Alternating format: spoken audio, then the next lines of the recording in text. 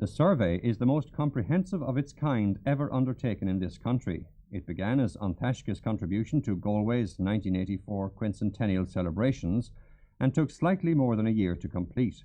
The idea behind it was to build up the most comprehensive record possible of every ancient building, monument and structure in the city.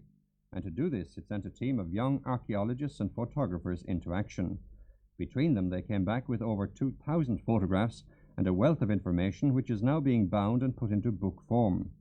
Well, I think we showed for the first time just how much of the medieval material still exists in Galway. A lot of this is hidden behind the plaster and the kind of stucco of recent years and is not easily visible to the uneducated or the uninformed person. And our first purpose in this was to try and show to Galwegians just how much of the city remains and how much they can learn of their history from just walking through the streets. Too many people, I think, walk through streets like Quay Street and High Street and just don't see the plaques and the fireplaces and the hood mouldings that are there since the 16th, 17th century. So we wanted to make people aware of what they had in their surroundings, and from the point of view of An Taisce, we hoped that the greater the awareness of the value of their heritage in Galway, then with that would come an appreciation and ultimately the desire to protect and to conserve the architectural and historical heritage of Galway. That was our primary objective in starting the survey in the first instance. Galway as a city dates back to the 12th century, but much of its old timber and thatch buildings went up in smoke in 1473 and were replaced by the stonework which now gives the place its unique character.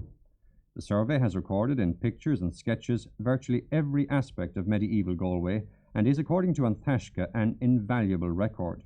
But it will also be useful to the corporation and to the city planners, because now they can say for each building within the medieval city area just what value it is architecturally and archaeologically and what should be conserved and what really is not worthy of conservation.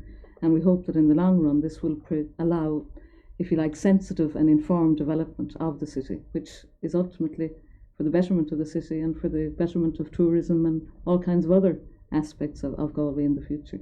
I think Galway has progressed a lot and has become it's evolved into a very progressive and developing city over the last 30 years. And what we in An Taisce in Galway would like to see, that we don't throw out the baby with the bathwater, and that we keep the tremendous heritage, structural, historical, archaeological heritage that Galway has, that we keep that, cherish it, but enhance it in development in Galway over the next 500 years, if you like. It's one of the few late medieval doorways. Lovely decoration. Working on the streets of Galway, and oftentimes in its back lanes and cellars, the survey team came up with thousands of historical remnants. Many of them, like this medieval doorway, are quite obvious to the passer-by, but almost everywhere you turn there are wall plaques, tribal coats of arms and stone ornamentation going back to the 13th and 14th centuries. All of this is now being painstakingly recorded, and the final survey will run into several volumes, with thousands of pictures and sketches and hundreds of thousands of words. With such a wealth of critical information, An Taisce hopes that there will be a greater public awareness of the city's priceless heritage and less likelihood of the bulldozer ploughing through centuries-old buildings in the name of progress. There has been a good lot of destruction, particularly for car parks. A lot of buildings have been bulldozed and literally razed to the ground. But I think we're fortunate in that, particularly in the inner city, in High Street, Shop Street, the streets that we're standing in now, much of the fabric of the buildings in these streets is still late medieval.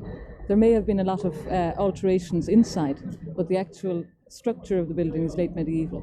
And what we would like to see is to have that highlighted, take the plaster and the paint off and expose the limestone. And I think once this is already beginning, and Shop Street and High Street and Quay Street in particular show the beginnings of this revival, if you like, and exposure of the late medieval material.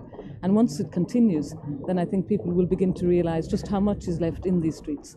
But we have lost, and we're continuing to lose, largely to car parks, structures that are late medieval and that are of genuine historical value to the city.